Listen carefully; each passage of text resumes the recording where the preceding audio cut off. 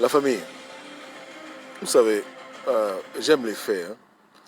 Quand j'aborde des sujets spirituels sur la spiritualité et celle de l'Europe, l'Occident et le Moyen-Orient, etc., il y a des personnes qui trouvent offense à ce que je dis.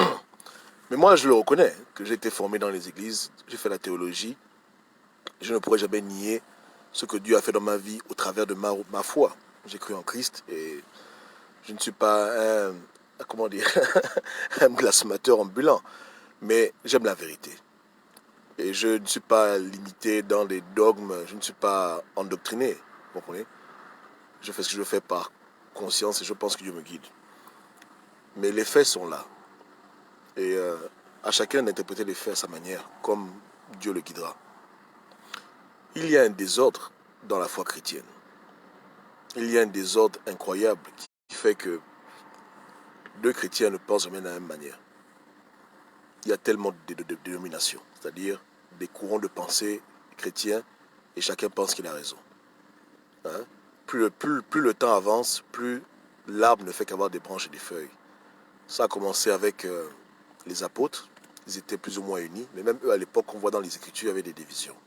Comme l'apôtre Paul, l'apôtre Pierre, qui avaient souvent des échanges un peu houleux, ou Paul et Barnabas, etc., qui se séparent. Bon, c'est écrit, hein, c'est pas moi qui dis, c'est ce qui est écrit.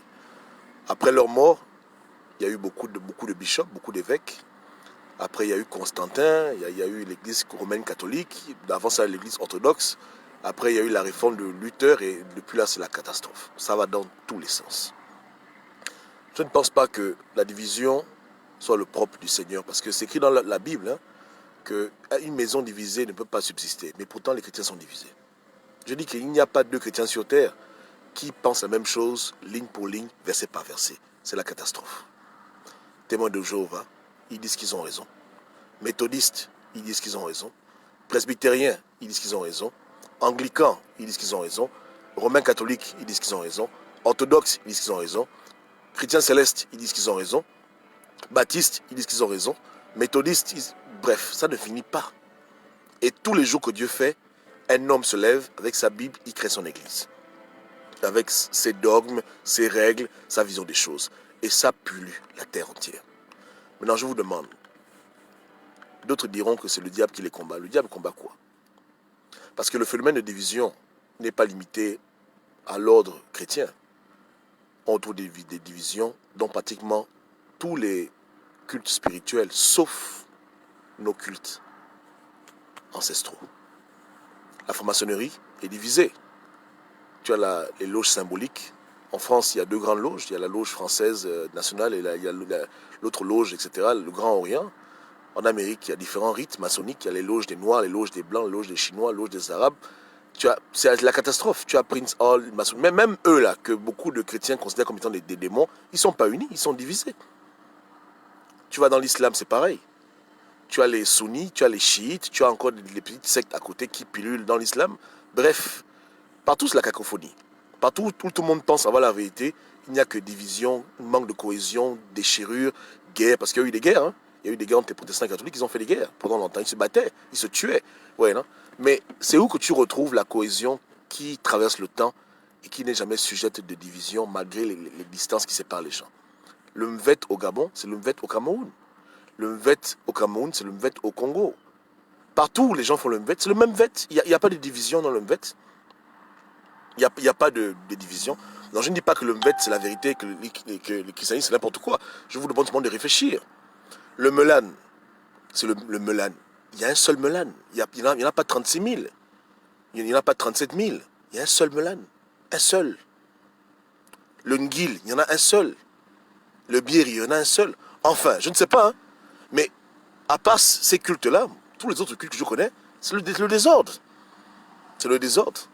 Même au niveau du Bouti du Sumba, Mitsoko, bon bref, je ne sais pas. En tout cas, juste pour vous dire hein, que vous devez être objectif et ensuite vous-même tirer vos propres conclusions et chercher à comprendre pourquoi c'est comme ça. Mais toutes les religions sont entachées de divisions. Sauf chez nous les Écans, nos cultes qui sont les mêmes depuis le commencement. Ça n'a jamais changé. Le même vêt qu'aujourd'hui quelqu'un fait, c'est le même vêt que faisaient les ancêtres il y a 200 ans. Rien n'a changé. Pourquoi? Parce que c'est le même esprit qui est au contrôle Et comme c'est spirituel, il n'y a aucune division. Parce que les gars, ils sont dans leur truc. Et je pense que leur truc ne doit pas être méprisé par les chrétiens. Les chrétiens devraient plutôt comprendre, essayer de comprendre ce que c'est le Mvet, le Mélan, comment je le fais. Avoir une approche humble face à ces cultes ancestraux. Ne pas les voir comme la sorcellerie. Parce qu'ils ne se comportent pas comme la sorcellerie. La division, c'est la sorcellerie. Il n'y a pas de division là-bas. Il n'y a pas de division. Il y a une cohésion parfaite entre tous les maîtres du Mvet, entre tous les gens qui ont attrapé la cithare. Ils sont tous en harmonie. Il n'y a pas de division entre eux. Chacun n'a pas pris son mouvement pour réinventer le Mvet avec la guitare. C'est le même truc qui est fait depuis toujours. Et c'est une tradition qui ça se passe. Il n'y a aucun changement. Aucun. C'est l'harmonie totale. Un peu comme les apôtres au début du siècle quand ils étaient ensemble avec le Seigneur. Mais aujourd'hui, partout c'est la catastrophe. Donc, je n'aime pas que les gens appréhendent nos cultes ancestraux avec un sentiment de supériorité parce qu'ils sont chrétiens musulmans. Ils pensent qu'ils peuvent cracher sur le Mélan, sur le Mvet et prendre ça comme si c'était n'importe quoi. À la longue, ils vont se rendre compte qu'il y a de fortes chances que ces cultes-là qu'on avait sont supérieurs à leur révélation de Dieu. C'est le choc qui attend beaucoup de gens. Parce que on nous a dit qu'on juge là-bas son fruit. Mais quand on juge le Mvet, on juge la chrétienté, les fruits du Mvet sont mieux que les fruits de la chrétienté. Du moins de ce que les chrétiens font. Voilà, il n'y a pas de division là-bas. Il n'y a aucune division, il n'y a aucune bataille d'ego. Je suis pasteur, je suis apôtre, il n'y a pas ça là-bas. Tu ne verras jamais deux initiés au Mvet se bagarrer en route pour dire que je suis mieux que toi. Non, il y a l'humilité, il y a l'amour de la divinité, il y a le respect, il y a la connexion avec avec Dieu, et c'est la même connexion depuis toujours, le même numéro de téléphone qui est composé. Voilà. Donc un chrétien qui vient étudier le Mvet, qui voit les cultes tels que le Mvet et le Mélan, il doit avoir beaucoup de respect. Parce qu'il voit des gens qui font mieux que ses contemporains chrétiens. Les chrétiens sont en guerre perpétuelle. Même sur ma page, les gens viennent me menacer ici, que Gobam ne parle pas de Jésus. C'est comme ça qu'ils sont. Et c'est les mêmes chrétiens qui ont fait les croisades, qui ont brûlé les gens sur le bûcher, qui ont fait l'esclavage. Bref, bon, je n'accuse pas Jésus, j'accuse les chrétiens. Jésus, encore, je l'aime, je n'ai pas de problème avec Jésus, mais j'ai des problèmes avec les chrétiens. Ils sont trop arrogants, trop orgueilleux, alors qu'ils ne voient même pas que leur maison est en train de brûler, que leur maison est incohérente et qu'il n'y a que des conflits dans leur camp. Ils ne s'accordent sur rien et rien. Chaque verset de la Bible est interprété 100 milliards de fois par tout le monde et ça fait des églises. Alors que chez le Mvet, il n'y a pas ça. Quand on dit Yeyo, tout le monde sait que c'est Yeyo, c'est Dieu, point barre, il n'y a pas de débat dessus. La connaissance, elle est unanime. Et elle est la même depuis toujours. Il n'y a pas eu de sectarisme, de division, sous-division. Bref, c'est beau. Je me réjouis d'une telle culture. Et je dis vraiment, on devrait investiguer ce truc. Pourquoi les Occidentaux ont combattu le Mélan? Pourquoi ils tuaient les prêtres de Mélan? Pourquoi ils ont fait ça? Pourquoi ils ont combattu certains de nos cultes ancestraux avec une telle hargne, on dirait que c'était la fin du monde? Voilà les questions qu'il faut qu'on puisse se poser. On juge là-bas son fruit, non? Observons les fruits. Voilà. Qu'est-ce qu'on enseigne dedans? De forniquer, boire l'alcool, ou bien on enseigne le respect et l'amour de Dieu? Il faut que les gens jugent. Il ne faut pas juger de dehors. Ça, c'est un conseil pour tous mes frères chrétiens. Arrêtez de juger du dehors, jugez de l'intérieur. Soyez honnêtes, et quand c'est bon, il faut dire c'est bon. Il ne faut pas venir blaguer les gens que non, c'est du diable, c'est du diable. C'est du diable, qu'est-ce qu'il a que c'est du diable? Hein? Étudie, vois. Si vraiment tu es intéressé, juge de manière honnête. Sinon, tu deviens comme ceux qui brûlaient les gens sur le bûcher à l'époque parce qu'ils n'étaient pas d'accord avec eux. Et c'est ce que les chrétiens ont toujours fait. Leur excès de zèle a causé la mort de tellement de personnes. À tort ou à raison, ils ont toujours été comme ça. Et c'est très dommage. Donc, moi je vous dis, hein, j'en parlerai parce que c'est trop long. Et puis dans une vidéo de 10 minutes, c'est pas vraiment sérieux d'en parler comme ça. Mais plus j'étudie ces cultes ancestraux, plus je me rends compte que j'ai affaire à quelque chose qui est autant puissant que ma foi en Christ, sinon même supérieur. Voilà où je suis en train de me diriger lentement mais sûrement. Et ce n'est pas une affaire d'appartenance ethnique, c'est simplement une observation froide, objective de ce qui est enseigné et du comportement de ceux qui prônent cette culture. Je compare avec mes contemporains, mes frères dans la foi, les pasteurs, les prêtres, les bishops. Je dis non, c'est pas possible. Comment on peut appeler de telles personnes diables alors que c'est nous qui avons les commandements de diable? C'est nous, on a du mal avec le péché. On est adultère, on est fornicateur, on parle de Jésus, mais on vit à gauche. Eux, ils vivent leur truc et ils sont dedans à fond et ils sont sérieux dedans. Comment on peut les juger comme étant inférieurs alors que c'est nous qui avons des problèmes? Et pourtant, nous, on dit qu'on a le vrai sauveur et qu'on est dans la vérité totale. Il y a un problème. Qu'est-ce qui ne marche pas chez nous? Vous comprenez? Que si même quelqu'un doit parler à quelqu'un de Dieu, c'est eux qui doivent nous parler de Dieu, c'est pas nous qui devons leur parler de Dieu. Si tu peux parler chez un prêtre de Mélanie pour dire que je veux t'évangéliser l'évangile, je pense que c'est moi qui a besoin d'apprendre ce que lui me donne, parce que c'est nous qui avons des carences et des défaillances. Enfin, ça c'est mon point de vue, hein, et je pense que quiconque étudie ces choses en détail va se rendre compte de la beauté et de la richesse et de la haute spiritualité que ces choses représentent, qui a été marginalisée par la conception européenne qui vise à diaboliser tout ce qu'ils ne comprennent pas et à persécuter ceux qui pensent, ceux qui n'aiment pas. Voilà. Voilà. Donc, il y a autant d'églises qu'il y a de chrétiens, mais il y a un seul Mvet, un seul Melan, un seul Gil, un seul Biri. Depuis toujours, c'est comme ça. Que chacun tire ses conclusions et fasse ses recherches. C'est tout. N'est-ce pas, hein? Même la Rose-Croix est divisée.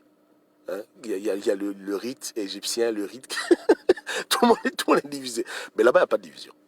Il n'y a pas. C'est fort, hein? Il y a vraiment ce qu'on appelle la cohésion spirituelle, tel que c'est écrit dans les Écritures.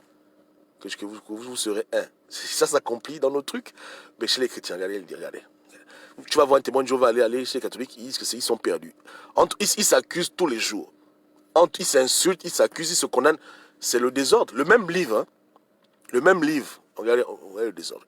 Et chacun est convaincu qu'il a la vérité. Chacun est convaincu. Alors que dans nos rites ancestraux, la vérité, elle est spirituelle. Dans ce que l'autre voit. Dans nos rites ancestraux, la vérité est spirituelle. Dans ce que l'autre voit, l'autre aussi voit. Donc il y a une harmonie parfaite parce qu'il y a l'esprit qui est là pour enseigner tout le monde. C'est pas l'homme qui réfléchit avec son cerveau. C'est Dieu qui enseigne les gens. Et comme c'est le même Dieu, seul Dieu, il y a l'unité, il y a la cohésion, la compréhension. Tout le monde est au même diapason. Ouais, voilà. Mais les autres, c'est eux-mêmes, ils lisent et puis ils interprètent à leur manière. Bref, on en parlera. Donc moi j'aime Jésus, je ne veux pas le nier, hein, mais je suis objectif. Et quand je tombe sur des choses qui sont exceptionnelles, il faut le dire. Je prends la peine d'étudier et de juger hâtivement. Il faut être humble, n'est-ce pas, non? Soyons humbles.